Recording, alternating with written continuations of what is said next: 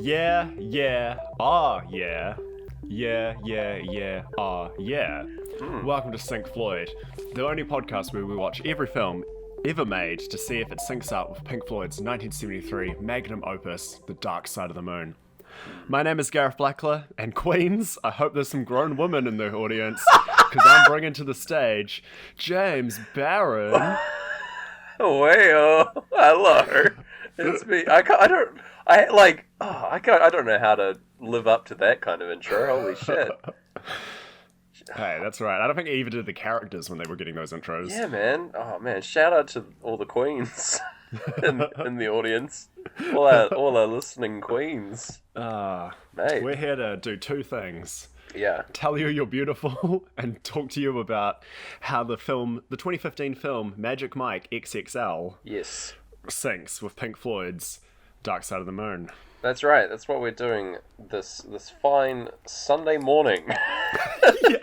Quite early on a Sunday morning. Yeah, it's fucking freezing cold here in Christchurch. It's 4 degrees this morning. Whoa. And I'm wrapped up, warm, and just ready to talk about some male stripping. And Yeah, you're wearing more clothes to talk about men taking off their clothes. Well, yeah, it's true. I'm pilot. Maybe I'll strip off as the podcast goes on.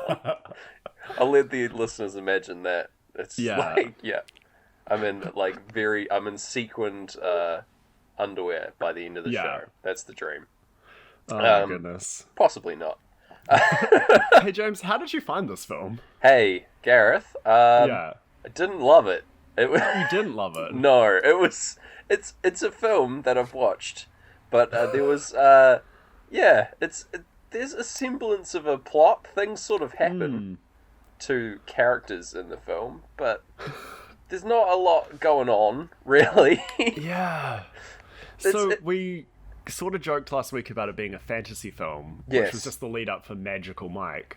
Yeah. But it sort of is. It's like a bunch of brothers going on a quest and they need like a great powerful one to join them. That's true, I suppose. So they invite Magical Mike along. He's a real Gandalf figure to the group. Yes.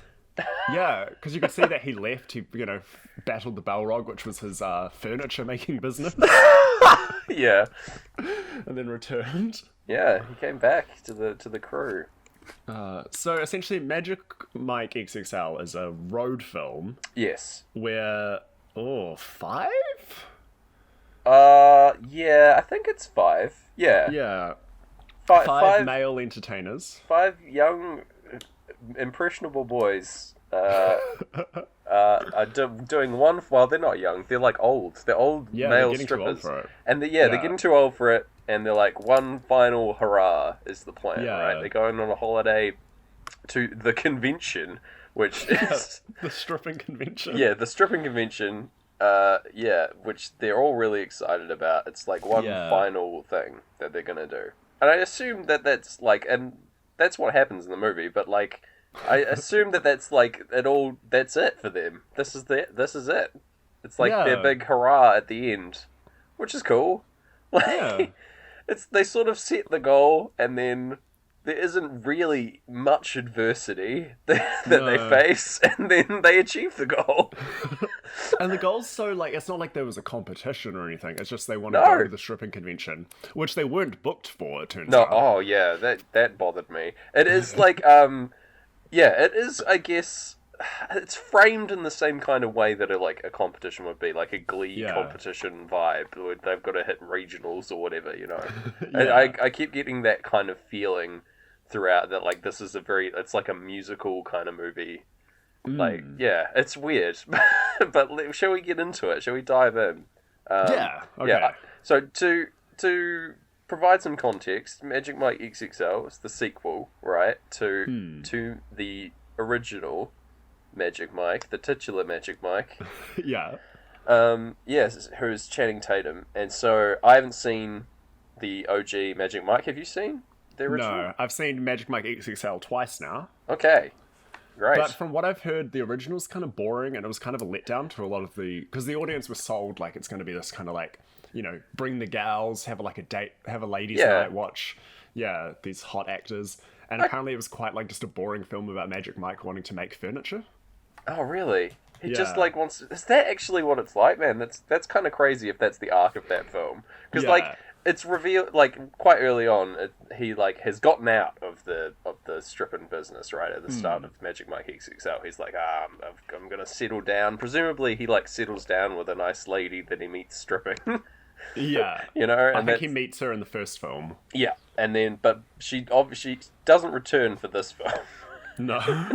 Quite clearly. The point of this film for me, that like the thing that stuck out like a sore thumb, was that there's like clear budgetary constraints, and also like many of the main actors of the previous film haven't returned.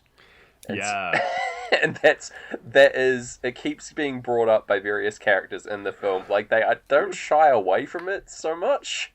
No. It's really strangely. Yeah. I think it is because this main actor was Matthew McConaughey, who, in between Magic Mike and Magic Mike 2, won an Oscar and had to up his price.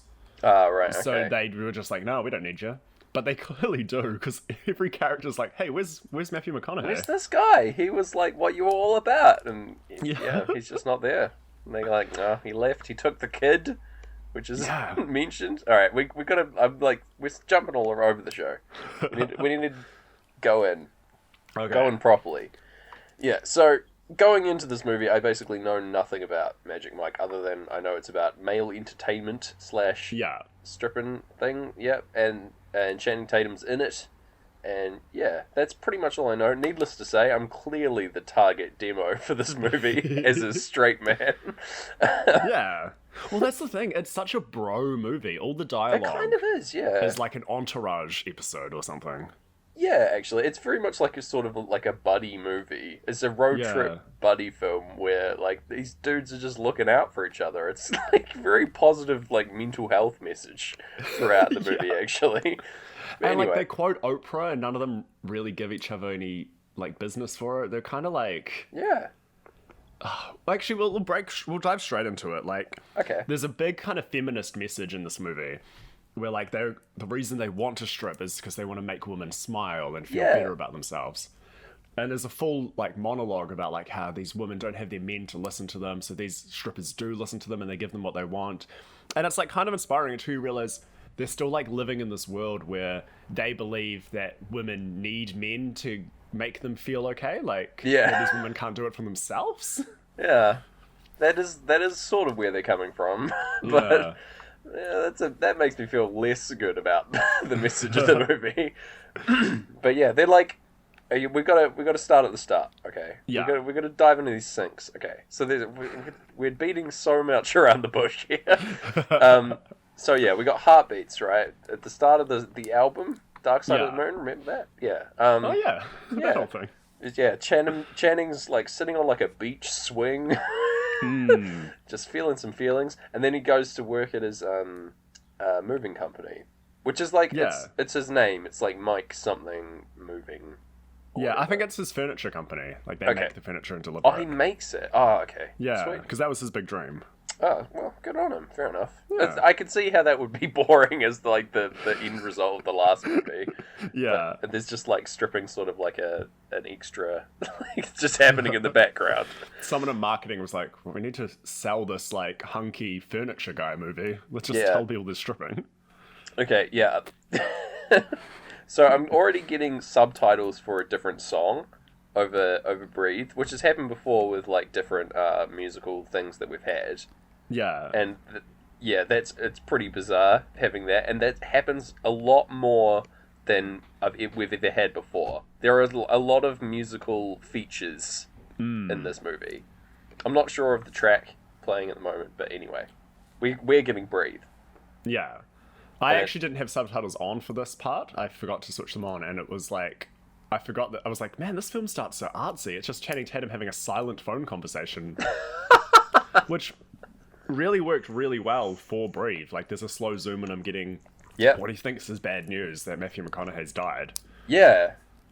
Like, he's like a major player in the previous film who's just like he gets a call from someone called Tarzan. Yeah. Which is excellent. And yeah, he finds out that Dallas is gone. He's like, Dallas is gone, man. And it all sounds like code. Yeah. which I'm into. It's like the secret stripper code, which I like. Were you kind of thinking like maybe this is like some sort of post-apocalyptic like secret agent movie, and then like the whole city of Dallas is gone. We need you back. Oh wow, I like that angle for sure. Yeah, like that. I wasn't reading into that at the time, but I kind of want that to be real. Maybe yeah, it's like the way they dance is someone else's like sleeper cell awakening. Like they have to watch Magic Mike grind, and they're like, oh, my mission. Yeah, man. He's always it's pretty impressive stuff. Their sleeper agents awakened by it. Yeah, it's suddenly awakened, and they're like, I found my true purpose. It was to dance all along.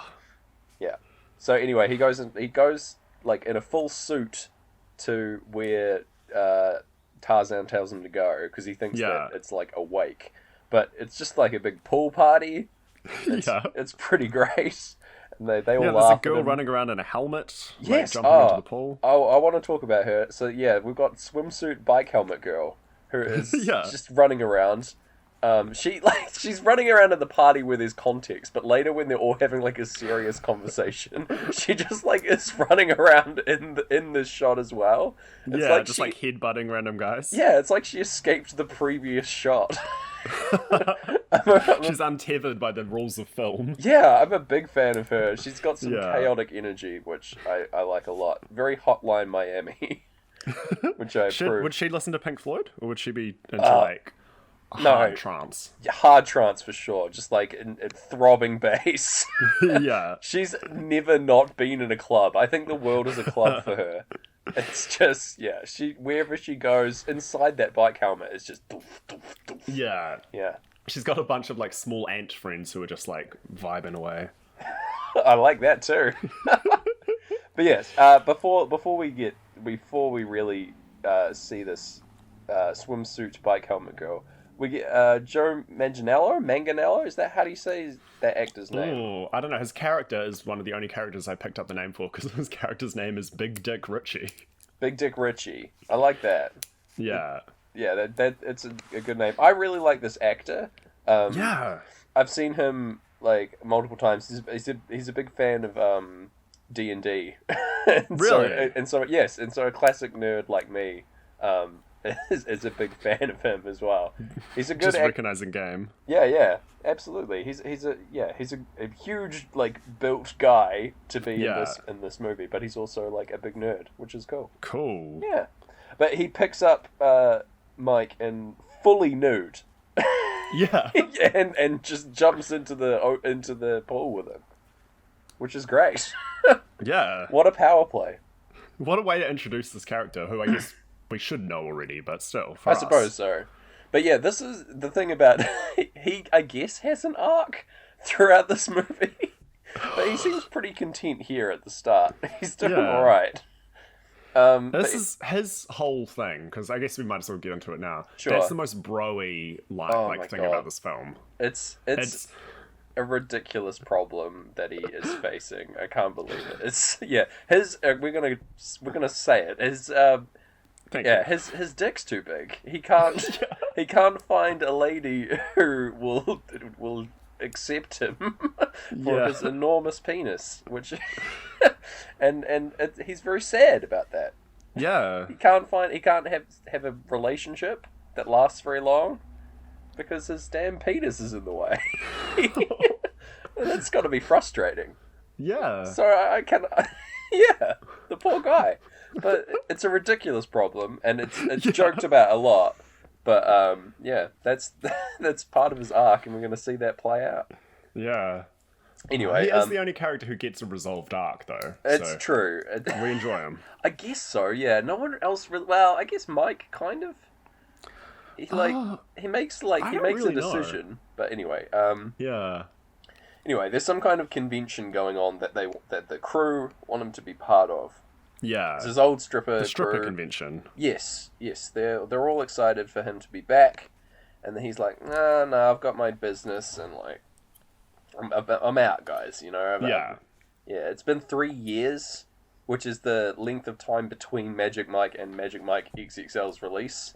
Yeah. So that's canon inside the universe, which I love. Yeah, so they want him back, and he's like, nah, I can't really. They're all like catching up a little bit, and then we move on to he's like running a business, and we find out later he's got one employee and he can't pay the health insurance for this one employee, which is pretty rough. It seems like something that would have left over from like the sad original Magic Mike 1. That like, oh, the economy's so tough on this furniture maker. Yeah, like, it's just rolling over, like continuing from the film that we haven't watched. Oh no. I hope there's not a lot of that, because like a lot of these characters, I guess we are supposed to know all of them, but they're all sort of like quite content in what they're doing, and they have dreams about other stuff that they want to do, but it's like, I don't know. It feels very end of the world, end of the run kind of. Yeah. For all of these characters, and it's quite bittersweet, really. Yeah. Yeah. Yeah, it's kind of lovely.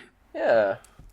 But anyway, Mike's making some furniture. He sends his employee home. He's like, I'll finish this up. It's all good. Yeah.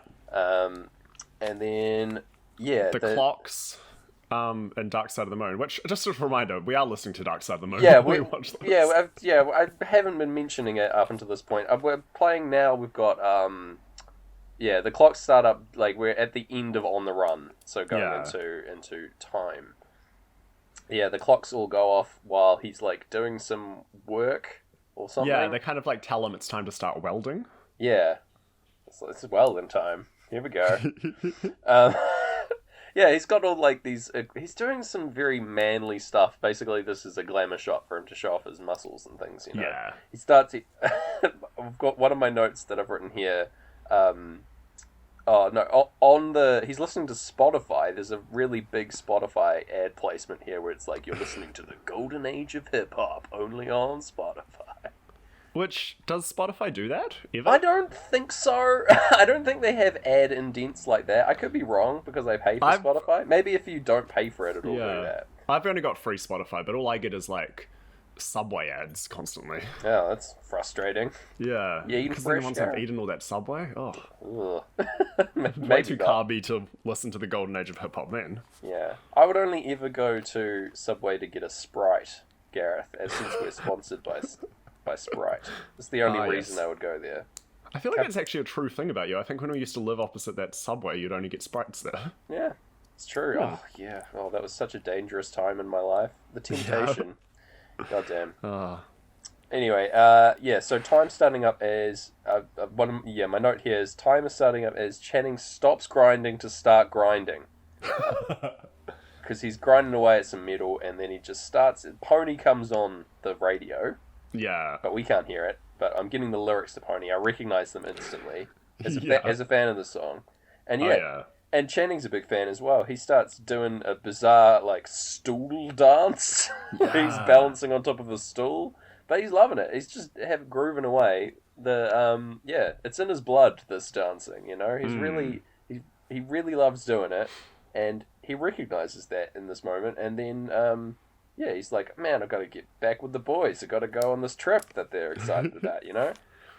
How did you find the dance sync with the song? Did it sync well for you? Not really. No. Yeah. Not in this instance. I feel like later on there were better sync-ups. Yeah. It felt a bit like, you know, if you were at an artsy Pink Floyd show where they brought out dancers, it would be kind of like they're bringing one energy, but it's like fighting the energy of the song. Yeah, I don't know if they would have dancers in a Pink Floyd song. It's not really like their vibe. It's very like when I think of Pink Floyd, I imagine like a live performance with like a bunch of like weird pyrotechnics or something, like or strange imagery. And then, like, a man behind, like, 50 keyboards. That's what I imagine. Yeah. No Channing Tatum spinning around on a stool. No, I don't... Well, he could be there, but he's just doing it in the audience. Yeah, he brings his own stool. Yeah. But he sits through most of, like, some songs, but the ones he really loves, he just starts doing his stool dance. Yeah. That's what I'm hoping for. Yeah. There is, like, a welding... His welding sparks go off when he's like, there's a certain guitar, like little kind of thing that like a little guitar trill. I have that note as well, actually. Yeah. Oh wow. Yeah. But yeah, he's like he's loving it, and he makes the call. He goes back to the boys. There's a froyo van Yeah. So Gabriel Iglesias, and I don't know the other actor's name. I only know Let's Gabriel. call him Broyo. Okay, The other guy. Sure. Broyo and Gabriel Iglesias. They're in business together, and their day job is selling frozen yogurt out of this van. Artisanal frozen yogurt. Oh yeah, they get really in the weeds about all the different flavors and stuff that they're selling, and they're really into it, which is cool. Like having your own business. I don't think it's that interesting to be in this movie, but it sure is talked about a lot. Yeah, I want to know. I do like their sign writing that they've got on the side of the van, because it's just both of their faces and they're looking so stoked. I like that a lot. The whole van thing reminds me a lot of the movie Chef. Have you seen that? No, is it any good? It's pretty good. Yeah, that's another kind of road trip movie, but it's it's I would say it's structured better than this movie, because it's about a dad getting in touch with his kid and figuring out why he loves doing what he does. He's a chef, obviously. He's the titular chef, Gareth. Whoa. and yeah, he figures out why he loves cooking, and also reconnects with his family. Yeah, in a way, Magical Mike refigures out why he likes cooking his dance moves. That's true. And reconnects with his family of bros. He definitely does reconnect with his family of bros, and that is what happens in a food truck road trip. It's guaranteed, I think, at this point. That's 2 for 2 anyway. I think Chef came out a year before Magic Mike XXL, so maybe they did see it and be like, oh, got it. Yeah, let's put him in a food truck. Let's do that. That's what's missing. But yeah, the other dialogue that's happening in this Froyo van is they're just debating various boy band histories. They're getting really in the weeds between NSYNC and Backstreet Boys. Mixing it up. Yeah, they're because what's his name? Justin Timberlake was in NSYNC. Yeah, but they think he was in Backstreet Boys, but they confused him with someone else. I love that they know so much about them, and then again, the bros aren't judging. They're just Backstreet Boys rule. Yeah, they know. Well, I imagine they dance to Backstreet Boys and NSYNC as well. This is sort of their craft, right? They know. Yeah. So they know all this history. Both bands notoriously have very good choreographed dance sequences as part of their music. That was the whole boy band thing. So I imagine there's a fair bit of crossover. And I think the Backstreet Boys are from Florida, so there's probably a Florida pride as well. Oh, right, yeah. Because, the whole thing, at the moment, they're in Tampa Bay, Florida, right? Yeah. Yeah. Is the whole movie set in Florida? No, because they go to Georgia, isn't it? Is it? There's somewhere with a beach. Myrtle Beach is where they go, but I don't know where that is geographically. I've not heard of it before. I think when they end up in the spooky house, they're in Georgia. Okay. Or Atlanta. All right, sweet. I guess, it's a cross-country road trip then. Yeah, cool. They're going across the Florida-Georgia line. Yeah. Shout out to all bro country music. Yeah, fair enough. So we've got the other bros in this van as well. So we've got, Big Dick Richie. Big Dick Richie. Who is his actual character name again. Yeah. Just a reminder. Joe Manganiello. I think it's Manganiello. We've got Broyo. Yeah. Gabriel Iglesias. Yeah. We've got Tarzan, who's essentially Dog the Bounty Hunter. He is, yes. Tarzan is a very old stripper, and it's a plot point from, I think, the previous movie that his knees don't bend, or he's got very bad knees, and because it's said that he can't dance anymore, and he's trying to look after himself. Yeah. And he doesn't really do any kind of strenuous dancing throughout the whole movie. But he's very old and quite stoic. Yeah. Yeah. He brings a good energy. Oh, heck yeah. Yeah, he was probably one of my favorite characters. Yeah. In fact, he probably was my favorite character, because I thought Richie was, very good looking, and I like the actor. Yes. But he was also the worst. Yeah, it's true. Yeah. His whole story not so good. Yeah. I like some other characters, but they haven't been introduced yet, so we're gonna move on. Who else is throwing it up for them? There's essentially Anthony from Queer Eye, but he was terrible. Yeah, his character's Ken. Yeah, that sounds right. Yeah, we'll I just don't call know. him He's Anthony very Ken Doll-esque. If it's not his Yeah. like actual name, then yeah, he's like yeah, he's the pretty boy one of them. You Yeah. know? He's Yeah. really into like mysticism and stuff. Yes, Which again, the fantasy kind of side to it. yeah, well, yeah, he's the At one healer. point, He's the healer of the he's group. A healer. Yeah, very true. Level Uh. 3, he says that he is, Yeah.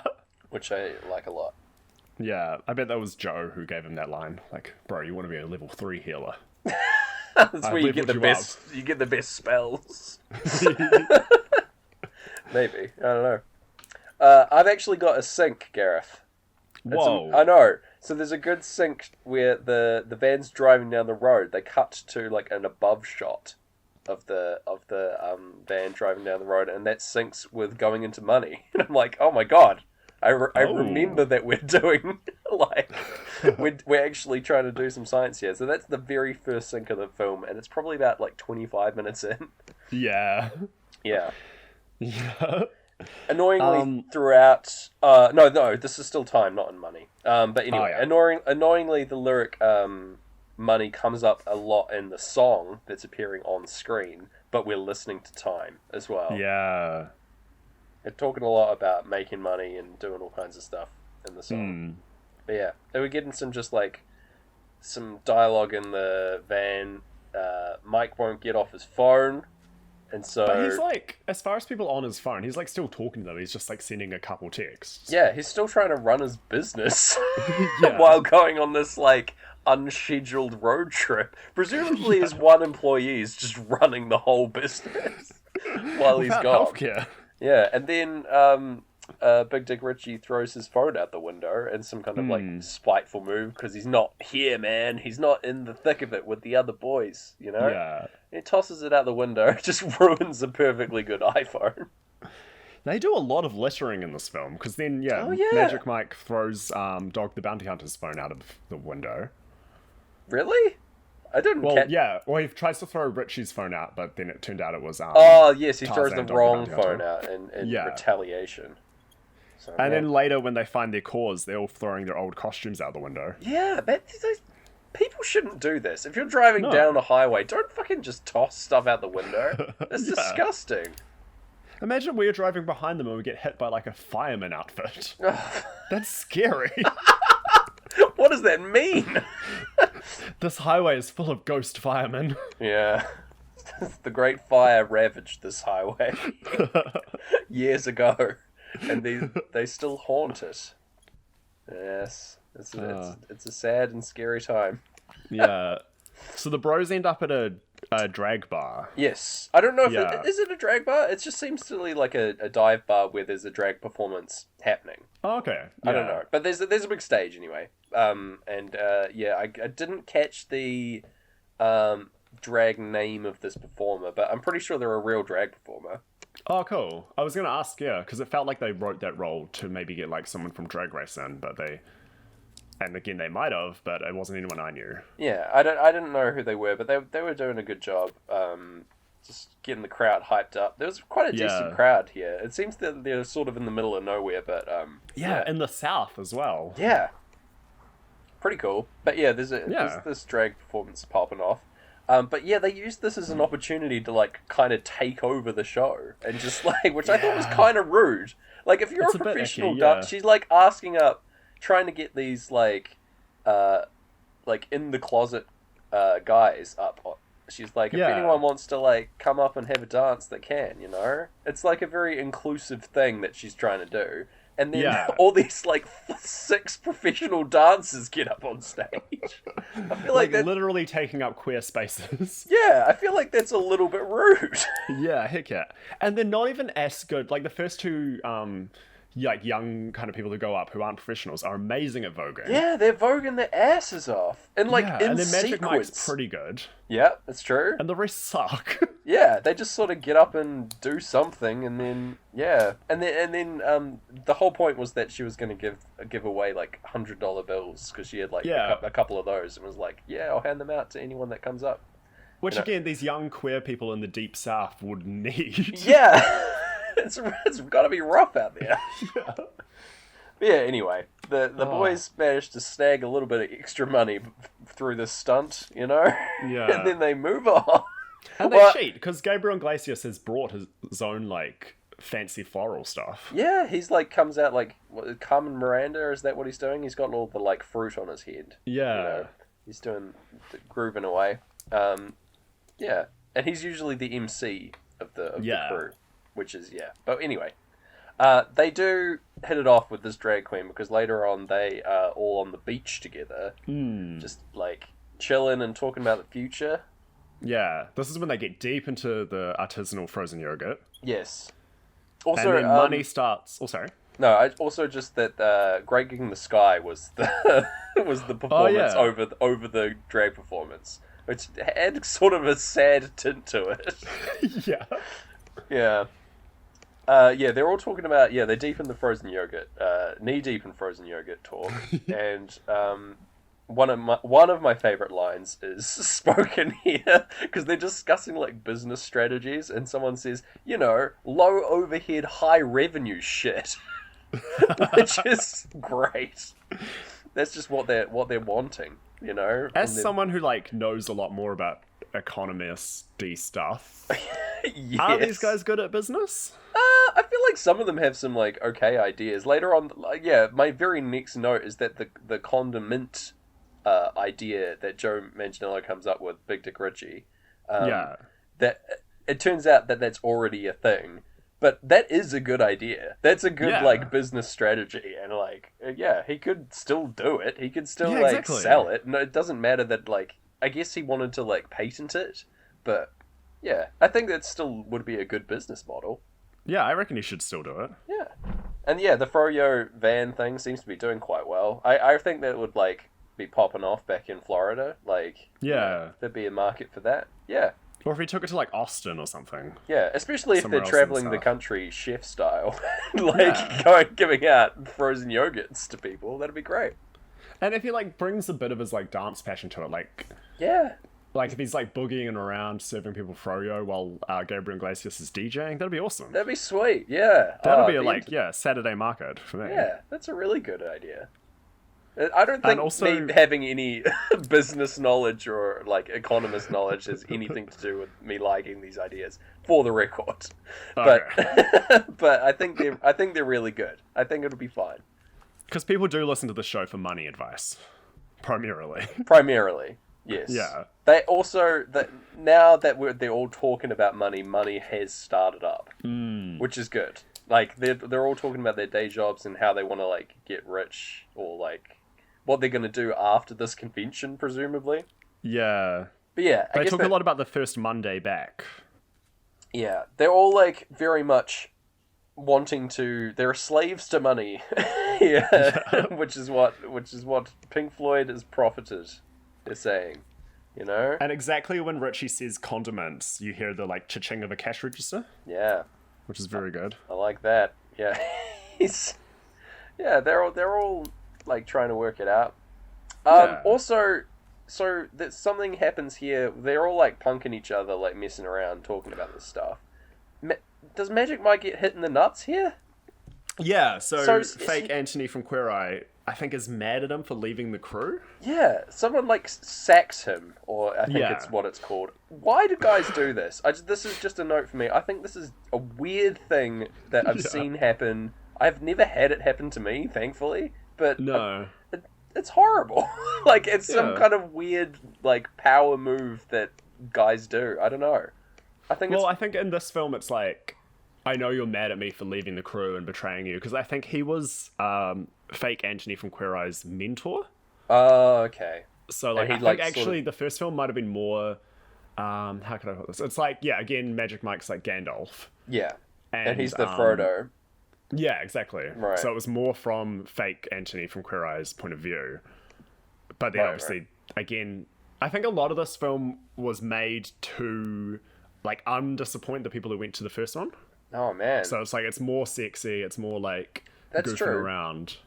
And I think they a lot like man, this is a geeky way to talk about this film. A lot like in Thor Ragnarok, how they had to quickly undo a bunch of stuff that had happened in the other Thor movies. Oh yeah. Because like they knew that was kind of boring, so they had to quickly show that like people were still mad at Magical Mike. Yeah, they like deconstructed everything and like built these characters back up. That makes sense if it was sort of like a reconstruction of that relationship. I think it's a very crude way to go about it, but well, because the whole like forgiving is first, he gets sack tapped, and then like they're still mad at each other, and then the next morning, fake Anthony from Queer Eye is just like, oh yeah, I just did some meditation and it was really clear, and now I forgive you. Yeah, it's like he'd like channeled his chakras and has realigned them, and I think he apologizes. Yeah, I think they both apologize. Yeah, it's just the boys messing around, going a bit far. Yeah. They're fresh off this drag performance. Emotions are high. I don't know. Yeah. But yes, so Magic Mike gets sack tapped, and he's like, I've got to walk this off, basically. Yeah. Which is what you have to do.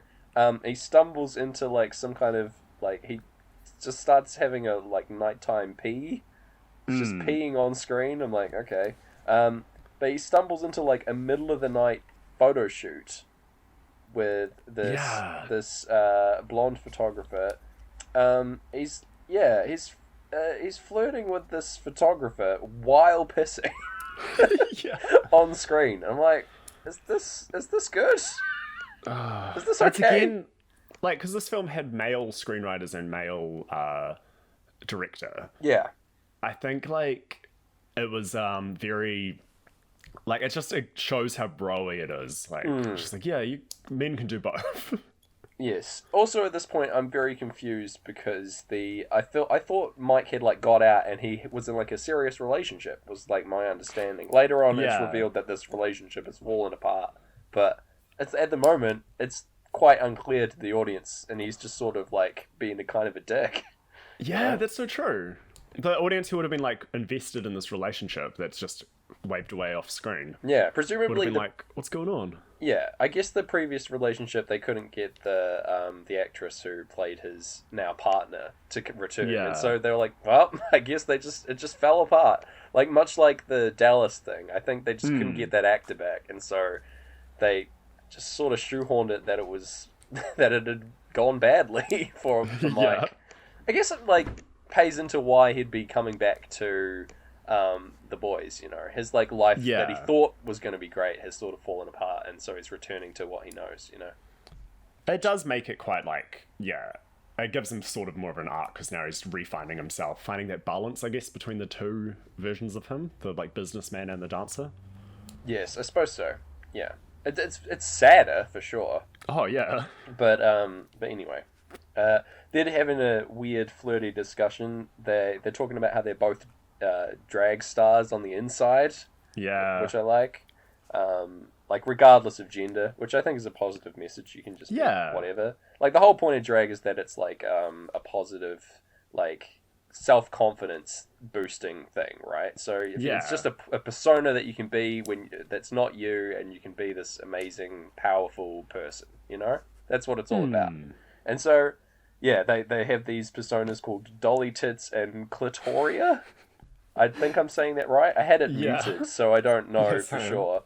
But that's what my subtitles said. So, but pretty funny names. I thought pretty good. Yeah. Do you have a drag name in your back pocket?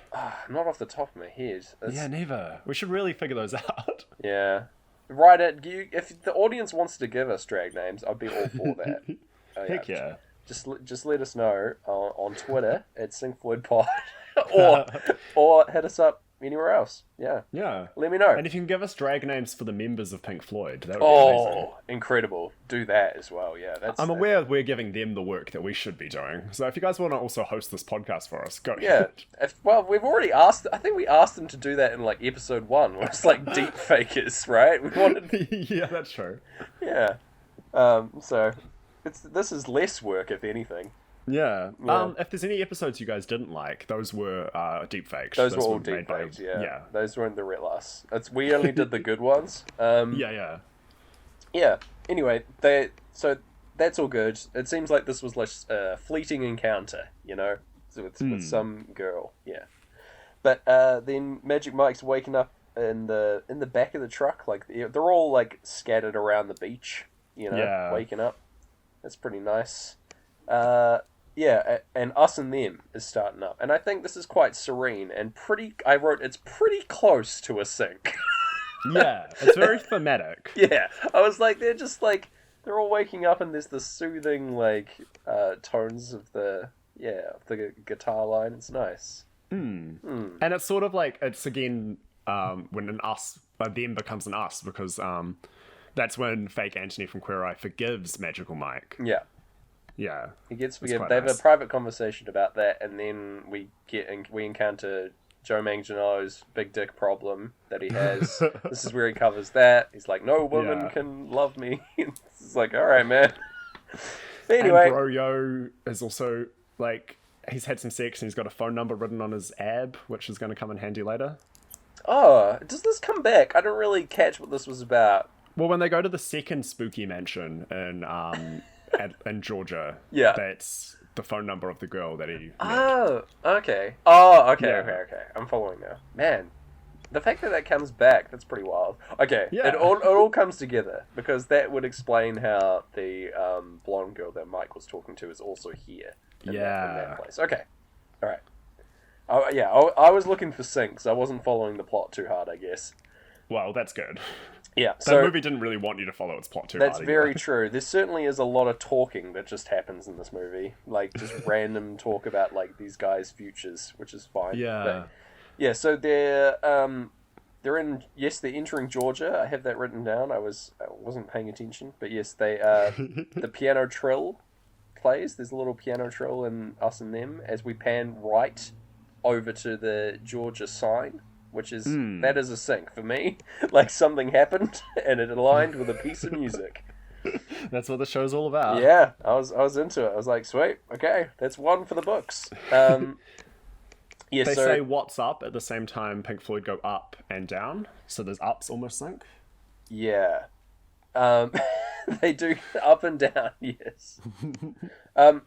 So yeah, Channing tells like a wee story here about like why he's come back because he heard like Pony on the radio, and then Yeah. why that is such a important song to him. He tells a wee story about how he stole a girl effectively from Yeah. someone, like a girl in a relationship who was like, this guy wasn't treating her right, and so I came over and this song was playing and I showed her and I treated her right. And it's like, Yeah, he says it's all the things he would do to her in dance format. yeah, and I'm like, is this a positive story? This seems like really gross. Especially like because we see his pony dance move at the start of the film. Part of it's like him on the floor just spinning around like Homer Simpson. So like, that's what he'll do. That's what he's gonna do. That's what he's offering. You know. That's Like I'm no Magic Mike, but I don't think that's sex. I don't think that's how that works. Hey man, it's evolved. He's an advanced being. This is what he's all about. You know, it's an impressive display to be sure. Yeah. But anyway, yeah, this story kind of skeeved me out. I was like, I don't know if Yeah. Mike's actually a good person. And yeah, this is the costume bit, right? So there's like a fun, Yeah. like the line, "I'm not a fireman." Like, Yeah. they throw out all their old material. Again, I think this is a really bad idea. But Yeah. Good they- idea for the film, but bad idea for the Yeah. characters of the film. yeah, they sort of are creating tension where there isn't any by like throwing out all the old stuff because they're getting rid of Dallas. They're like, Dallas comes up again because he's written all the old material, and so they're like, oh, we'll do all new material. It's like, we've got 2 days, man. I don't know about And most this. of it's we've got to drive this van. Yeah, like when are we gonna find the time for this? And I was like, I don't know. But anyway, yeah, they toss all the stuff out the window. And then we get the greatest scene in cinema history, really. Yes, the convenience store. Oh. Yeah. Any color you like is starting up for Yeah. us, the boys. And yeah, Joe enters the convenience store, Big Dick Ritchie. He's like getting his groove back. Yeah. The whole point of it is that he's trying to, if he can't, he has lost self-confidence, and he's like, if he can't make this convenience store clerk smile, then I don't know, he's like out or something. But Yeah. he is trying his best to make her smile and to brighten her day by doing a fun dance. And It is so wholesome that most like they want to do it just to brighten people's day. yeah, that is the whole reason, that impetus for what they're doing, which I approve Yeah. of. Like, they're just like trying to like make people happy and like, yeah, brighten their day. And Yeah. I guess that's where Mike was coming from with his story. It's just that he came off like real creepy. Yeah. But anyway, yeah, it's he's grooving. He like pours like he breaks a Cheetos packet all over the room. Yeah. Tears it up. Yeah, he pours. And later in the dance, you see all the Cheeto dust just on the floor, which I know it's like basic continuity, but it made me so happy. Yeah, pretty good stuff. What does he pour on himself? Is it just water? Yeah, he pours. I think he pours it on him. He pours the water on himself, and then another water he sprays around like it's his titular big dick. Yes, his big dick. Yes. Is your mum gonna listen to this episode? Oh, absolutely. Okay, good. Just gotta check. Yep, it's fine. But yeah, so he does get the smile out of this girl because he says the funny line about the how much for the stuff that he's ruined. Yeah. This poor girl's here alone. She probably has to clean this up, or maybe he helped. I don't know. I'm definitely hoping he helped. The also best part is watching the bros run from window to window, smiling and cheering as they watch him dance. They are loving it. They are a great like audience. They're all backing him 100%, which I approve of. That's like good camaraderie here in the dance crew. Yeah. So he gets the smile out of this girl, and he's filled with joy, and so they decide to change all the material. You know, they're like, this is a sign, obviously. Like, if we just be ourselves, it's gonna be great. You know. Yeah. And so that the way they kind of figure out how to be themselves is they all do some Molly, and then they're in the back of the van standing up, and they say, and this is worth a point just because it happened. Yeah. One of the characters says, "We gotta sync this up. Yes. We're syncing up the energy." Yes, we're syncing up the energy, man, and they all hold hands. I awoke from 1,000-year-old slumber to this dialogue. I was like, holy shit, someone's talking about syncing up. And you guys get it. Yeah, there was something. Yeah, it was astounding to me. They say it multiple times as well. They keep talking about syncing it up. Foolishly, Gabriel Iglesias, who's driving the truck at the time, gets involved. He puts his hand in the ring, but they said like close your eyes, and he closes his eyes. Mate, you're driving. What are you doing? Yeah, and they comically drive off the road into the woods. Yeah. But it happens while Pink Floyd sing about the lunatic being on the grass when the van goes onto the grass, hits the stop sign, and hits the trees. That is true. We get into brain damage doing this exact thing, right? Like, he's like, Gabriel Iglesias has a concussion. Yeah. Which also matches brain damage, I suppose, because that's quite a potential there for him. But yeah, it turns out later on that he's fine. But but they do just ditch him in hospital. They do. They kind of have to if they want to keep going to this convention. And Gabriel's like for that. He's like, I can't go with you, so you've got to figure something else out. Yeah, he's like, he's dying for the cause kind of here, and that he can't be the MC for them. He's just like, leave me behind. Yeah. Go on without me, you fools. Yeah. Oh, maybe he was Gandalf the whole time. There you go. Oh man. Gandalfius Iglesias. Gandalfiel and Iglesias. Okay. All right. No. But yes, okay. My next note is me discovering that he didn't get engaged. Like, Mike is at the bedside of Gabriel here. Is like going into like how his relationship didn't work. The boys are like panicking. Like, yeah. Big Dick Richie like lies down on the bed and like clutches a pillow. Yeah. Which is very funny. But yeah, they're at a low point, and he's talking about how his relationship didn't work, how the like business is struggling, and he's like, I needed to come back to you guys, and so this is important to Mike, and so they resolve to keep the trip going, you know? Do you think there's like a small message about like don't forget your friends when you're in a relationship, because like, you know, your friends are still important? Probably, yeah. So I think he's like rediscovering that? Yeah, I guess so. Like he was in a relationship, and then I guess he cut that all off at the end of the movie. If that really is the end of Magic Mike, the original, is just like, yeah, I'm out. I'm gonna start my own business, and he just leaves these guys in the dust. That's a wild end to that movie. Yeah. I guess there's more context that we're missing that would make that okay, but man, that sounds like a wild end to a film. I don't know. Yeah. Anyway, Mike's got a plan to get a replacement MC from his past called Rome. Yeah. We know nothing about Rome, and it's a great name. All the names that these guys have, I'm loving. Yeah, all the names we remember are real good. Absolutely. And our Tarzan, new names for them, pretty good too. also good too. Yes. Yeah.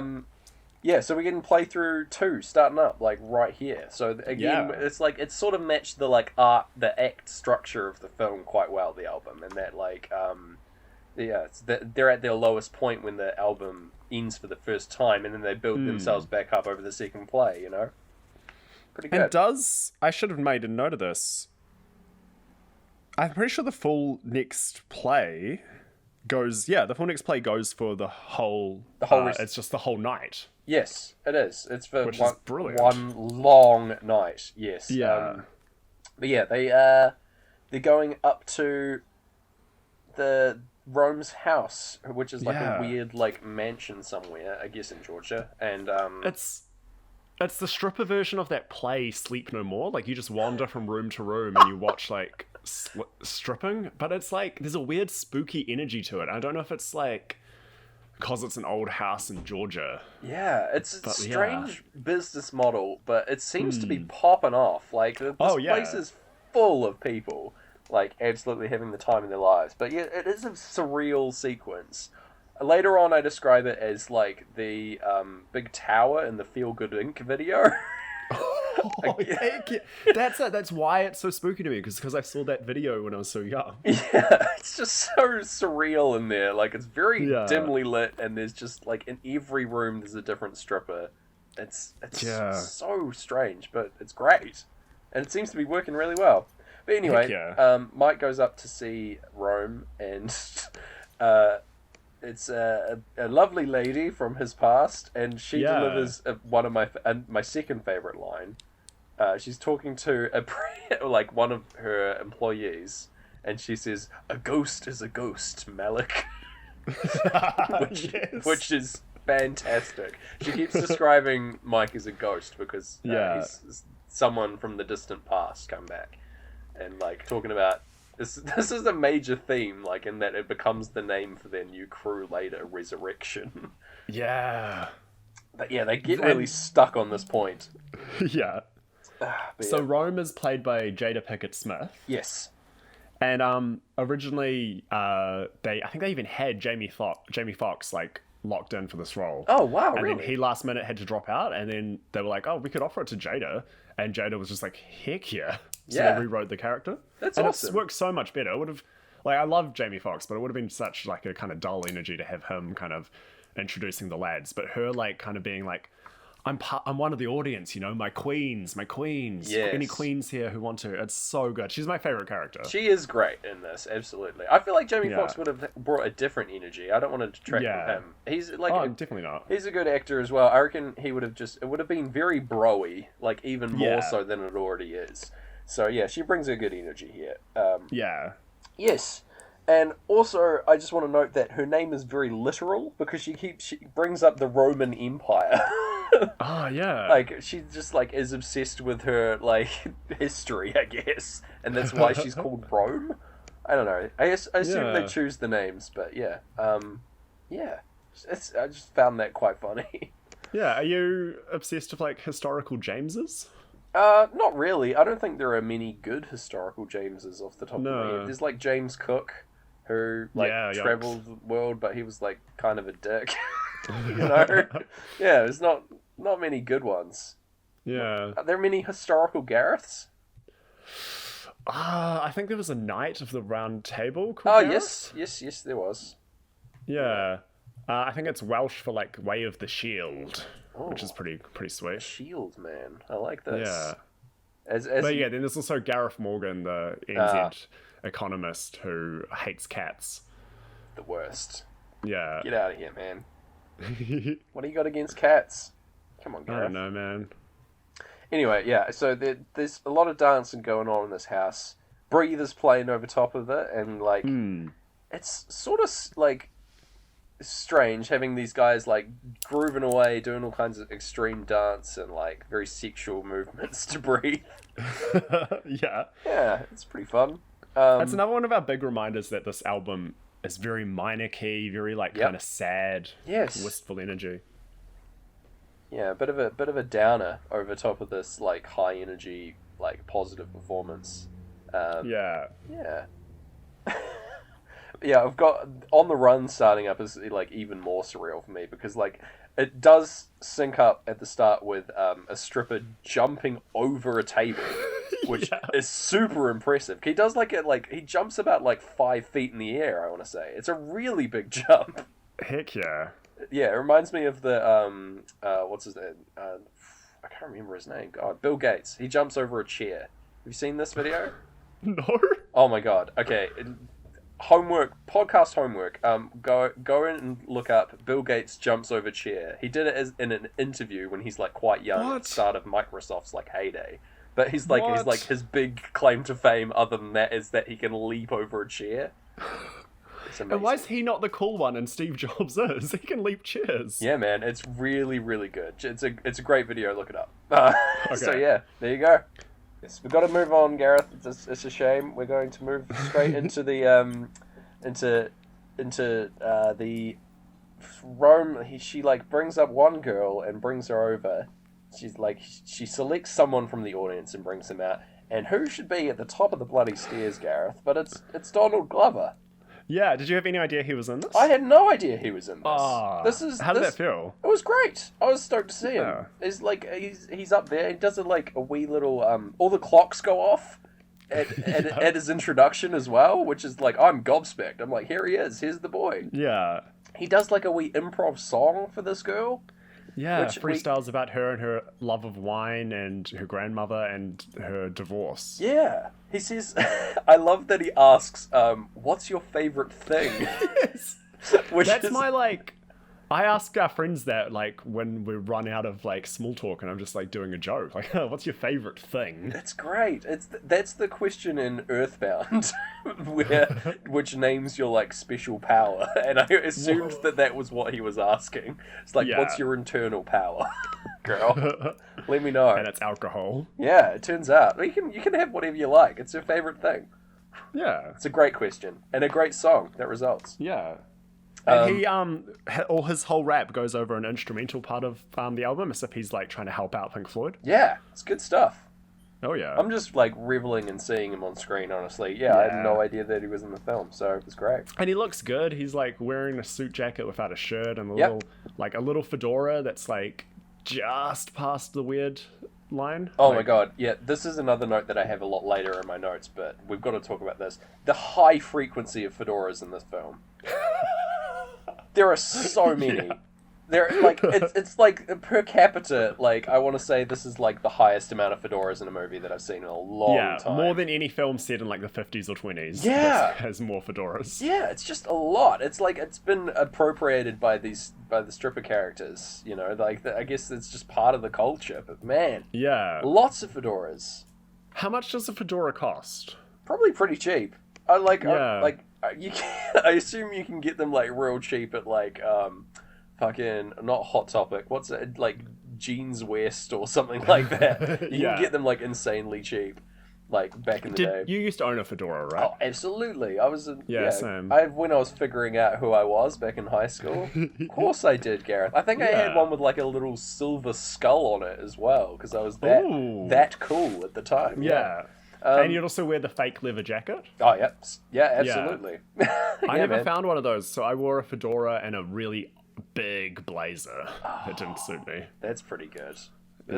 I want to say that would have more lasting energy now. Like, I feel like you could maybe rock that look better than I could rock my old look. You know? Well, I did briefly, like, in the chaos of, like, that week before COVID-19 really became a big thing and nobody was sure what was going on. I got really into borrowing my co-worker's wide-brimmed, not quite a fedora, but, like, one of those kind of hats. Oh, yeah? And I was wearing that all around. Maybe there's some sort of... Maybe that's why they took off. Maybe these strippers need them is because the world's changing without them. This is their last hurrah. Let's put on our fedoras. There is something safe and homely about a fedora, definitely. Yeah. Yeah, it makes you feel at peace. Only the wearer, though. It doesn't make the viewer. It makes everyone else very nervous. Yes. Yeah, it brings self-peace. Yeah. I can say that about a fedora. Very good. If you Google fedora, Google comes up with a thing related search. What are different types of hats? Oh, there you go. Just a Maybe we list can of figure out hats. what that hat that you borrowed is. I don't know. Yeah. Anyway, my next note is that the I feel like the boys should just take up residency here with Rome. I think they've got there's a really good gig that she's got going on here. Heck yeah. She a great gig. Yeah, a great gig in the sky. Whoa. Hey. But she even offers them just stay here and work for me. It'll be cool. And it seems to be popping off. I reckon it'll be pretty cool.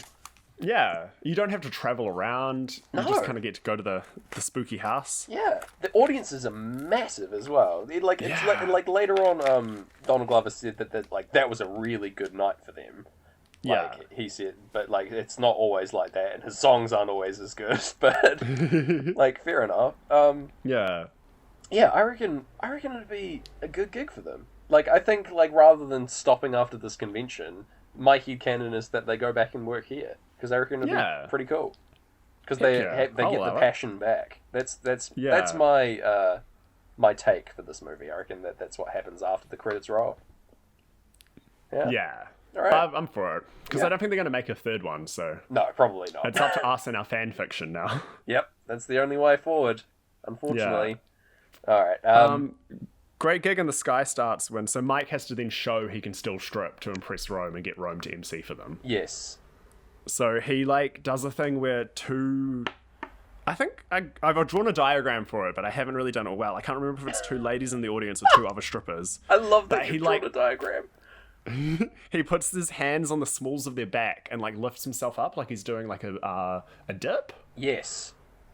And it's pretty sweet. He then spins his legs around. You can tell he works out. Yeah, there are a lot of really impressive moves in this one dance sequence, actually. Yeah. I do want to note that... Because he jumps the stripper as well, right? Like Bill Gates. Yeah, he does do that. He does an impressive headstand on top of the chair, in front of this girl, positioning his pelvis in front of her face, as you do. Yeah. And that's before the double dip of the girls that he does, as the closer. But I also want to note that he at the start of this he doesn't want to do it. He's getting goaded into it by Rome. And then she's like, he's not going to do it. And calls upon another guy called Octavius, which is great. Yeah. I want to know a lot more about Octavius. And you don't, because Octavius joins them later in the stripping convention, right? Does he? I thought that was somebody else. It's either him or Malik. I think it's Malik. I didn't think it was Octavius. Octavius, I wanted to learn more about He has his own thing going, for sure. Yeah. Yes. Also, it's also revealed before this dance sequence kicks off that Mike's old nickname used to be White Chocolate. Yeah. Which is not good. I too would change to Magic Mike. Yeah. I don't know if we talked about this on the show. White chocolate has done very well to get itself associated with normal chocolate. Absolutely. Something that's not the same thing. Yeah, they're not at all. It's a weird milk thing. I like milk chocolate, but it's definitely not chocolate. Yeah. It's It's like if I sold bananas as yellow chocolate, because they're both a bit squishy. I don't know if that's close enough. What if it had been Big Dick Richie's big business idea? It was just I'm going to rebrand bananas and call them yellow chocolate. Oh, wow. I wouldn't be able to provide economic analysis on that. I would be too flabbergasted. I'd be like, what? I'd be drawing diagrams myself, trying to understand that one. Yeah. Magic Mike 3 opens with him and his one employee going door to door selling their yellow chocolate. Yeah. I would love that. That's the next thing. Out of the van. Out of the Yeah. Very good. Yeah. So after this impressive dance performance, Rome's like, all right, I'll send you off. Donald Glover will drive you, and I'm not going to help you, but he'll drive you to your next destination because you're sort of trapped here. And Don Glover's at the wheel. He doesn't care much for the exposition going on from the other characters who's sort of just talking about himself. But he does talk about how his character is into music and is starting to make his own music. And he's like, oh man, it's not going so well, but it's doing alright. I'm like, Don, I think it's going to work out for you, mate. Yeah. Well, because real Donald Glover was probably like still a year off Awaken My Love, which is when people started taking him really seriously. Really? Oh man. I think so. I don't know. Like we were on the ground floor with Childish Gambino. That's I think. true. Yes, we were early adopters. Of the two of us would put on his remix of that Jamie XX remix of Adele at parties and go haywire. So good. Great remix. Yeah. Look it up. More podcast homework. Yeah, sorry. No, that's good. This is good. That's low energy homework. That's fine. Low effort homework. True. You just get to enjoy a song. Mm. Anyway, but yeah, it's going to work out for him. Yeah. So this must have been fresh off of Because the Internet was the like album between that, right? Yeah, I think he left Community in 2014. And then did this film. Yeah. Oh, fair enough. I mean, he was in this, and he was in like The Martian later as well. Yeah, true. Same year. Yep. Both films without like any antagonists. Yeah. Oh, fair enough. Yeah, which is kind of sweet. Yeah. Anyway, he also says that strippers are like healers here. He goes on to like a little mantra about like making things better. He like making these girls' lives better. We talked about this at the top of the show, so I'm not going to cover it again. But yeah, because we're like deep in this podcast now. We've been recording a long time. But yeah, they rock up at the Spooky Mansion Mark II, right? Yeah. And who should be here? Gareth. I flipped out. I'd forgotten she was in this. Gareth, Andy McDowell lives in this house. Yes. You'd forgotten? I thought this was on purpose, and that's why you like chose it. I wish. It's a great follow-up. Like I saw her and I was like, man, I can't believe that she's here. I feel like she can't believe that she's here. Yeah. She does seem like stoked to be hanging out with these like hunks. Yeah, both in character and out of character. She's having a grand old time throughout this whole scene. And yeah, it's a bit of a surreal situation though. It's like they've walked into like some kind of weird all-female dinner party. Yeah. And they all instantly get poured glasses of wine. It's very like cult-like in here. Yeah. Yeah. So they called this scene the book club scene, and it was in reference to one of the taglines for the first Magic Mike was "Tell your boyfriend you're going to book club." Oh, okay. Yeah. All right. So yeah, it's the like secret like here are all the hunks at this party. Yeah. But they couldn't have been prepared for that anyway. No. Unless they like put out some sort of hunk pheromone, and that's what brought the lads to them. Yes. Oh no. Oh, but yeah. So you said before that this is the beach girl. Like this is how they Amber Heard's character Zoe. Yes. Okay. So she's here as well, and it's like, oh, will they? Won't they? There's still tension here. But anyway, third favorite line here. Okay, there's a really great line. I don't know who says this line because the person saying it is off screen, but I assume it's Andy McDowell. Someone says, "Shit, Diana, go down and get us some more vino." Yes. And then that is immediately followed up by "as much as your little arms can carry, darling," which is outstanding dialogue. So good. Oh, I just love that energy. Yeah. Yeah. They go down and get the wine. There's like a fun little conversation where they're calling back to earlier about their drag personas that they had. Yeah. They get 1959 Chateau Lafite, which is like an incredibly expensive wine, and it's a real thing. But it's like I feel like it's one of those ones that comes up in movies all the time because it's just like a well-known, over-the-top expensive wine. Oh yeah. Yeah. But anyway, they get a bottle of that and bring it back up. But yeah, it feels like a weird nod to camera, that thing. But anyway, and then yeah, they're all just having like a really weird conversation, and I feel like I'm being subjected to like a strange dinner party watching this sequence. Yeah, it's a very awkward moment, but it's me and fucking Tarzan, the stoic mulleted dancer, who are just sort of so out of place watching this. We're just like sitting here, just enjoying some wine and some Floyd, you know, us boys. There's a great moment as well when like Magic Mike's introducing all of them, and just like us, he doesn't know everyone's names, and he doesn't know Tarzan's real name is Ernest. Oh yeah, what's going on there? Which I really liked. Yeah, he is an Ernest. Look at him. Yeah. He's doing his thing, man. He's alright. Oh. Yeah. He's like such an enigma to the whole cast. I feel like he would have like Yeah. maybe got like 0 lines in the previous film or something, but man. Yeah, he's great. Yeah. So the Ken doll boy, the young Ken, we're calling him, right? He's taken Fake Anthony from Queer Eye. yes, that young one. Ken. This friend, he has taken this whole sexual healing thing to heart, and is like doing a wee song for this lady. His conversation with Don Glover is what I'm referring to, and he's like, yeah, he's trying to make her feel good about herself, and that's really positive and cool. Yeah. But this lady's also married, but whatever. But they're pretty much telling her, like, you know, Yeah. if he isn't treating you right, divorce him. Yeah, So I'll be first in line to treat you right, girl. That's what he's like. yeah, It's like, the all line right. starts here and carries around the whole building, which was so lovely to hear. Yeah, that's positive, I suppose. Yeah. Yeah. But yeah, bloody Richie, he hooks up with Andy McDowell, Yeah. and that's his like end to his character arc. It's like she's the one. She like accepts him and loves him. Yeah. Big To dick the and point all. where she lends him her car. Oh my god, she does so much stuff for them.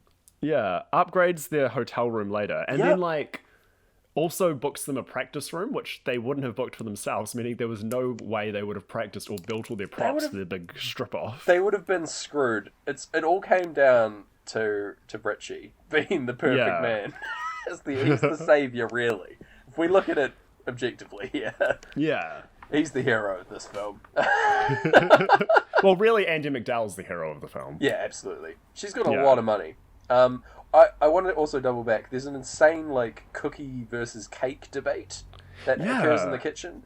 I want to get your take on whether it's cookie versus cake, but I want to also point out that this is all just set up for the final song of the movie.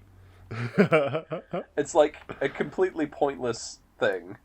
It's all there just for that. But do you prefer cookies or do you prefer cake, Gareth? I'm gonna give it to cake, and I think it's entirely for the ceremonial aspect. Like, you can have a cookie anytime, but like a cake you're gonna have with friends, and I like that. Yeah, I would agree. I think cake Yeah. also has more variety. That I think, like, Yeah. you can get a lot of different cookies, but I think like there's more like I don't know, textural and more interesting things you can do with cake than you can with cookies. You're more limited Yeah. with cookies. But yeah, Is a certain friend of ours going to be really mad that you mentioned cake texture again? I don't know if they listen, so it should be Okay, good. fine. But yeah, I've gotten into huge trouble talking about texture with food, but I find it very important as part of the Okay. experience, and I'm going to stick to my guns as I always have. It was the make or break in a friendly cook-off It that was. James didn't appreciate the texture of something that lost it, like at the 2 points that made it lose. Yeah. And if like, you're wondering, I came dead last in that cook-off. did you? Yeah, my like muffins just weren't. They didn't. There wasn't enough originality. That's where they lost. Oh, that's a shame. Yeah. Yeah. Some of them were very high in originality, but also very low in every other category. So Yeah. there you go. Which is some very Magic Mike energy. Yeah, true. we can bring it back. All right. Yeah. Yeah. Also, after this cookie versus cake debate, it's finally brought up that this girl's name is Zoe. We Yes. are 1 hour and 20 minutes into this movie, and also this recording. So, And yeah, your lead female character finally gets named. yeah, Which, it's so, like, again, this film, we, like, ragged on its feminism, but, like, it's way more feminist than it needs to be. yeah, But, like, it also, doesn't pass the Bechdel test. Not They at all. don't name this character for so long. yeah, pretty bad. Yeah. All right, so we're waking up the next morning, and we get the reveal of Joe Manganiello, how he got his end away, and it's all good for him. Yeah. But fucking Magic Mike is drinking beer first thing in the morning, which is pretty crazy. Right? Yeah. What's that about? How's he keeping his Magic Mike figure if he's doing that? I don't know, man. Maybe he's just like running high. Maybe he didn't sleep. No, he wakes up like top and tailing with someone else. So I don't know. Yeah, with Tarzan. But yeah, he has a beer, and it's a strange move, but all right. I am tempted. On, like, the biggest day of his stripping career as well. Yeah, I am tempted. Well, yeah, I am tempted to have a beer now, just because I have one next to me. It isn't morning anymore, but it would be just to match him. But anyway, I won't. Yeah. I won't. I'll hold off. But yeah, old mate. Yes, Joe Manganiello's got his end away. Brain damage is starting up, and we are panning up the Myrtle Beach. We're here. We made it to the convention. Yeah. Finally, we're here. That was like a really long day, and it's like we're at the end of the album already again. So Yeah. crazy. Yes, my next note is like, they've arrived, but what the fuck are these boys gonna do? They've got like 24 hours to make like a whole new show. Yeah. We get like and as we said, they didn't even book their own like space to No. what ends up being a lot of building and welding. Yeah, they like do a lot of work, yeah, but Yeah. we get a little montage of them prepping, right? And yeah, which is so good. yeah, Such a good scene. they're like, yeah, they only get in because Rome shows up and is going to MC for them, but and she has hit it off in the past with whoever's running the convention. That's how. Who, by the way, is Elizabeth Banks? All right. Okay. Just showing up in this film. Yep. There's a lot I of think big Elizabeth Banks surprises. must have. Yes. Well, actually, what was the cameo that surprised you the most? Oh, it's got to be old mate Andy McDowell. I couldn't believe that. I like the Yeah. just because I saw her so recently. I was like, what? Like Don Glover like threw me for a loop first, but then yeah, Andy McDowell floored me. So Okay. there you go. See, mine might have been Elizabeth Banks, but it was probably because I knew Donald Glover was in it. Yeah, yeah. He would have had more shock factor if you didn't know for sure. Yeah. Yeah. But yeah, she's there, and it's another character where they just have a huge history with Magic Mike and Yeah. with Rome. And is in one shot of the whole Yeah. film. She does come back as the host of the show. Actually, I tell Yeah. her. But yeah, She's great at emceeing as well. She does her similar energy, like my queens. yeah, very good. Yeah. Do you think Elizabeth Banks prides herself on surprising, like literally surprising audiences with where she shows up? I hope Because she's also like, it shook me when she was in Hunger Games as well. Oh yeah, she's great in that. Yeah. Yeah, I don't know. Like having a surprise factor to your roles is pretty cool. It shows that you're like Yeah. branching out and doing stuff that people wouldn't expect. But you know, I don't know. There's something to be said for that for sure. Heck yeah. Yeah. Yeah, so it's also revealed that the stripper convention is taking place on the 4th of July, Oh yeah. Gareth, which I don't think was shown till now. It's said on a sign, but I think that's pretty bold, America. All right. Like, Yeah. what does that say? I don't even know. Maybe there's a big statement to it. Yeah, it's a bit surreal, but anyway. Yeah. Yeah, the second play is winding up of the album, and they're going to bed at the hotel. Are they just having a rest before the performance? Because presumably it starts like quite late. I don't know. Yeah. Well, they were on at 10:20, which is the money-making time, apparently. All right, there you go. So Well, that's good. Yeah. Yeah. I'm sure some big Magic Mike heads are furious that we don't have the timeline right, but Sorry. it feels like they're just having a quick nap before it, which is exactly what these bros would do. Yeah, fair enough. I hope they're taking a big nap before they listen to this podcast. This podcast is XXL. It sure is. Yeah. Speaking of, let's rush on through. We've got Yeah. the weird like Twilight recreation of the start of playthrough 3 Yeah. here, which is strange. It sort of like reads like dinner theater rather than like a strip show, but very weird. Big Dick Richie's furious about these guys. Yeah. Which is hilarious. But yeah, there's all kinds of like different crews backstage. They're all dressed alike in the backstage area, but like later It's on, actually quite wise that like we see some of them putting on costumes, and the costumes are stuff that the Magic Mike crew threw out the window. oh yeah, that's pretty cool. Yeah, so like there's the firemen, there's the That's a good touch. soldiers and stuff like that. Yes, but all these boys have all matching silver like bathrobe coats now, Yeah. which is pretty fun for their Heck next yeah. performance. They've been put together. Big Dick Richie's done some work at Home Depot, which I love. There's a brief shot of him going in there and like constructing something. Yeah. Yeah, so they put all their hands in, they sync up again, bloody Gareth. Oh yeah. With On the Run is starting up as they're like going onto stage. It's starting up. The big performance. We're ready to go. They all take their like bathrobe cape things off and they're all in fucking blue jeans. Yeah, what is Are you like me? Does something about being shirtless in blue jeans make you feel a bit uncomfortable? It sucks, man. Like, it's not a good look. I guess it's like classic, like, stripper vibes. Like, very, like, male model calendar. Yeah. Look. But fucking blue jeans, is this their big secret? I was kind of shocked at this. I was like, I don't know, boys. But then Because there's that big poster up in the centre of Christchurch that's like for some pants company, and it's two shirtless people in blue jeans, and it always makes me feel uncomfortable when I see it. Yeah, it's right in the middle of right in the middle of town. Yeah, I know the one you're talking about. Yeah, it's a weird look. I don't know what it says. Like, do they only need jeans, and that's why it's like jeans is all we need. You don't need shirts; they're for idiots, lesser men. I don't know. Maybe that's what it's about. I just don't understand. So we get into their individual performances. I don't know if the rest of the crews are doing this kind of thing. If they've all got, like, extreme... Like, I guess the Twilight thing was its own thing, but they're all doing, like, their own little bit. Tarzan is my favourite of these. He comes out, he's first up. He's wearing, like, an insane, like, a new cape that has, like, silver ladies embroidered on it, like, embellished on it. And also, like, a pirate shirt is the only way I can describe it. Like, a big, billowy white shirt. Yeah. Dread Pirate Roberts. I'm fucking into that. All the clocks are going off in time as starting up as he's painting and stripping. He's painting this girl.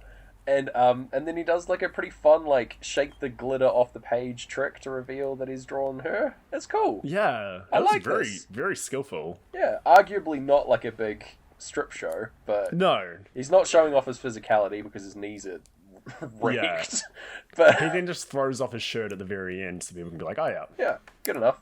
He does, I thought the glitter trick was cool. I'm into it. Yeah. In my notes, I've revealed the curly-haired boy's name, who I don't think we've talked about yet. But his name's Tito. That's right. Yes. Yeah. And he's the Broyo, his real name is Tito. Yes. And he's the Candy King, Gareth. Yeah. He does some... No, go ahead. So what I started doing was, because I loved Rome's speeches so much, I would, like, wind the volume up for those and then wind it back down. Oh, that's cool. So, like, I got her going, intro. Like, my queen's over, like, On the Run and then on, like, a bit of time as well. Which works very well. That's great. I had it dead silent throughout the whole thing because I had my flatmates were watching something in the other room. So, But he's dancing over Candy Shop, another song that I recognized the lyrics to. Yeah. I hadn't paid close attention to what 50 Cent's rapping about over Candy Shop, but man. Oh, really? Whew, crazy. Did you not realize it was like some sort of metaphor? Oh, I thought he was just talking about his old workplace at the candy shop. Oh no! Wait till you find out what the lollipop's supposed to be. No, I didn't know. I'm pretty sure that it was either this or in the club, but for one Secret Santa Christmas, someone gave me a CD single of 50 Cent. Ooh. And it was either Candy Shop or In the Club, and I can't remember which one. I don't have it anymore. That's a good gift. Yeah. Pretty good. Man, shout out to the CD singles. You used to be able to get like a 50 Cent music video on them as well. Put it on your computer and watch it. Man, I miss CD singles. Well, they're a colossal waste of money, but, you know. Yeah. They, were a thing. They were great. They were so much cheaper to buy. Fuck, they were great. Anyway. Yeah, so we got the third dancer starts up, and I haven't got much notes. This is where I realised the thing about the fedoras. Poor Ken gets enveloped by ladies. He's like the pretty boy Ken guy. He gets like the ladies descend upon him like a zombie horde at the end of his performance, and I assume he's devoured because he doesn't come back. The next time we see him, it's someone wearing his skin. That's a skin suit. Yeah, I assume so. Yeah, I've got a lot of questions about like the forms this audience must have filled out because, they're allowed to touch the strippers. They're allowed to devour them like a zombie horde. Yeah. The final dance that Magic Mike and possibly Octavius. I think it's Malik, but we'll allow it. Their final dance they do is incredibly physical. Like these poor two random two audience members. Yeah, plucked out of the audience. Getting like flipped around, Yeah. like torn apart. Extremely dangerous, but Yeah. hey, they're into it, so it's fine. What I'm more worried about is the next performance, which is Big Dick Ritchie's one. Donald Glover does a fun little song introduction over it, and he sings over the performance. I think Yeah, he's singing "Marry Me," I think, by Bruno Mars. That's cool. Yeah. But yeah, so yeah, he does sort of outlined this before when he was high on Molly in the van, what he was going to do. But yeah, it's this like weird marriage ceremony thing where people throw rice in the audience, and that's quite fun. But man, does that take a turn when it's suddenly an intense BDSM sex swing. Yeah. All right. Yes, the lady. I think this film must have, because in between Magic Mike 1 and Magic Mike 2, obviously 50 Shades of Grey blows up. Oh, right. And I think they realized, we were trying to sell to, people who are horny, but this is how you sell to people who are horny. This is so the real horny. The new horny. Yeah. Okay. Yeah. This lady is fucking terrified or incredibly excited. But yeah, I just want to note that he built this in 24 hours with stuff he found at Home Depot, which is excellent. Also, at the end of the performance, while the performance with Zoe and Magic Mike's going on stage, she's still in the swing. He doesn't let her down. She's just trapped there, presumably for the rest of the show. She probably can't even see the rest of the show because she's just in her swing facing the wrong way. Also, she's married now? Man. Yeah. Crazy. What a big night. 4th of July, man. Yeah.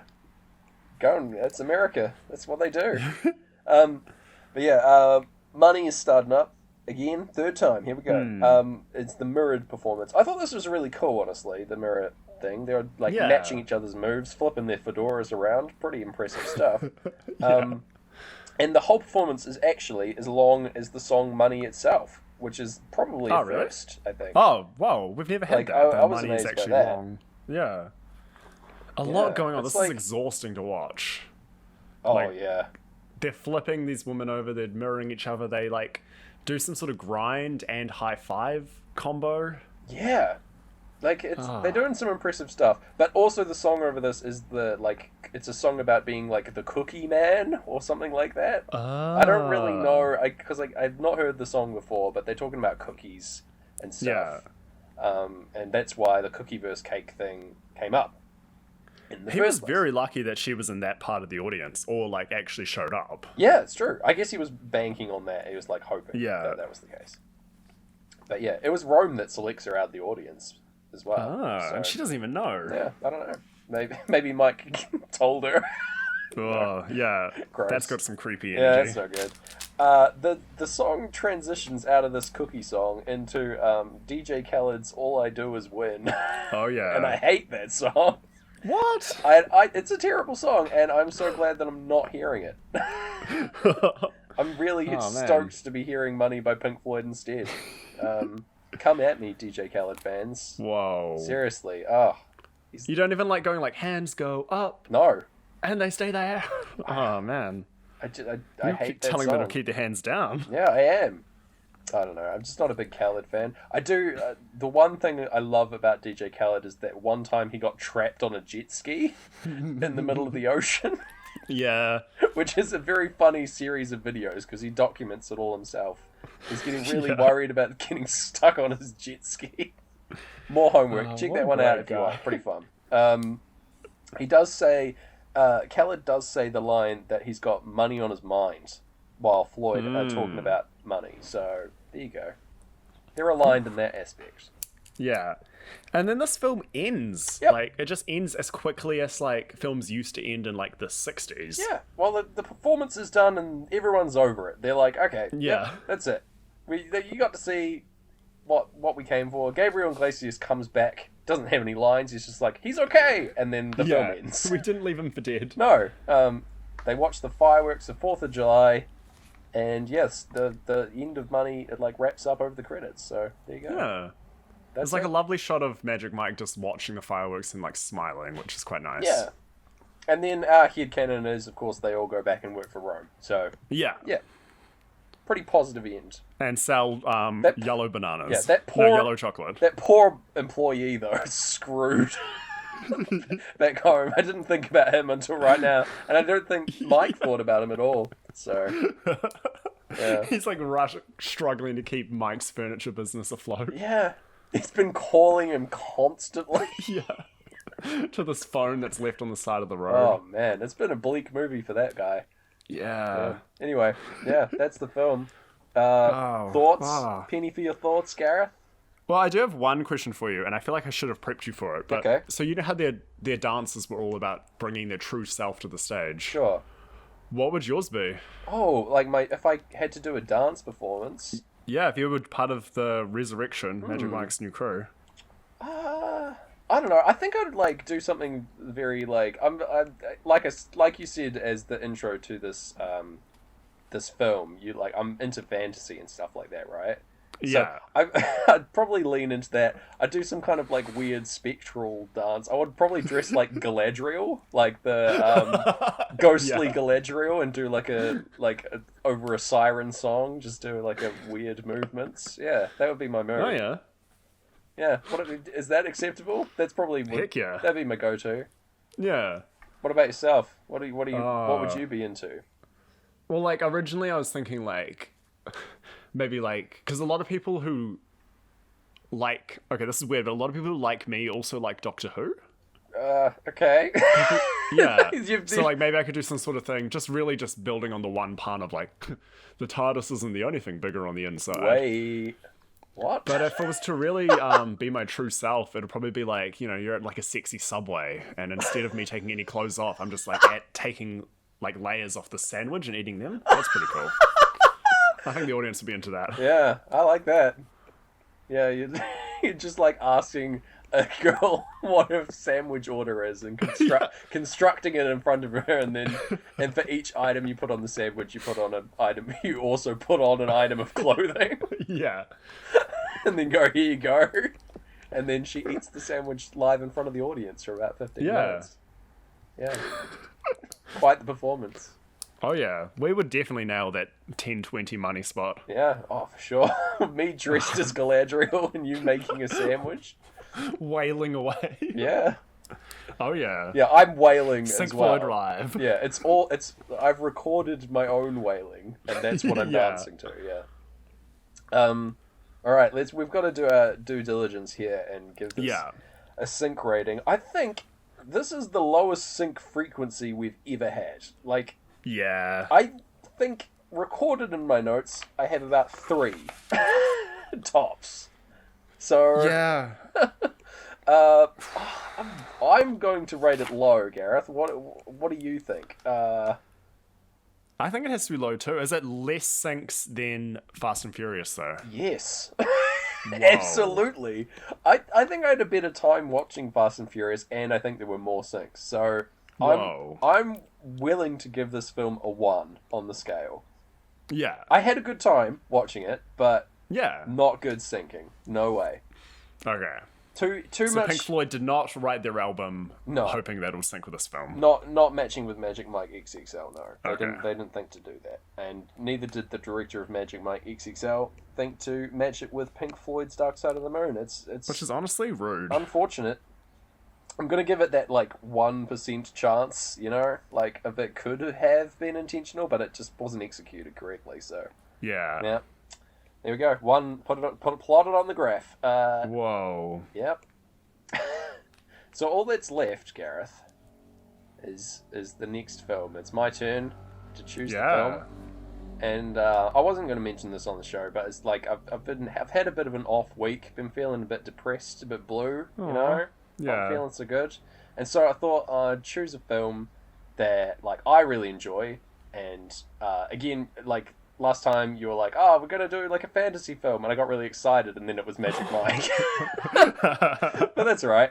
So yeah, I love sci-fi. I love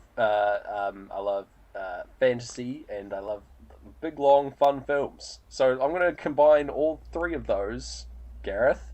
And also the fact that I've been feeling blue because we're going to be watching Avatar. Oh no. James Cameron's Avatar, baby. Oh. Oh. Okay, yeah, absolutely. You're gonna accept it? We're gonna rock on through? Alright. Look forward to that one, listeners. I see you, Jake Sully. Yeah. I'm ready to feel emotional. The best part is, I don't know if we should mention this on the show.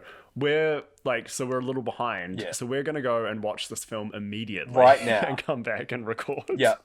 We're banking episodes, fellas. Yeah. Listeners. Oh. It's exciting. So yeah, we're going to watch that and then get right back to you. So until then, do you want to do a sign-off? I don't know. Okay. Yeah, I'll give us one of those sign-offs. Hey, cool. Wow. Whew. Check us out on @SyncFloydPod on Twitter. Yeah. You can email us. I think we're syncfloydpod@gmail.com. Try that. See what you get. I think that's right. Yeah. Should have looked that up. No, that's right. Yeah, the show's on YouTube as well. I don't know. Yeah. And yeah, I've been Gareth Blackler. Yeah, I've been James Barron. And yeah, we'll see you on the dark side of the moon. On the dark side of the moon. Yeah.